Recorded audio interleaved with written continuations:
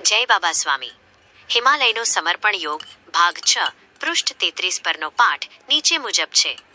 હું જ આટલો સારો છું, હું આટલો પવિત્ર છું, હું જ આટલો ભાગ્યવાન છું, હું જ આટલો યોગ્ય છું કે તેમણે મને જ આ બધું આપ્યું. અરે બાબા, આ આપવું તેમનો સ્વભાવ છે, એવું તેઓ બધાને આપે છે. આ વાત સમજમાં નથી આવતી અને સદ્ગુરુ પાસે જઈને પણ મનુષ્ય પોતાના અહંકારમાં જ વૃદ્ધિ કરે છે. આ બધું થાય છે અને આ બધું ભ્રમની સ્થિતિ, માધ્યમની આસપાસની માયાને કારણે થાય છે. એટલે જ હંમેશા કહેવાય છે કે સૌથી પહેલા આત્માને જાણો અને પછી પરમાત્માને જાણો. પોતાના આત્માને જાણ્યા વિના પરમાત્માને જાણી શકાય નહીં.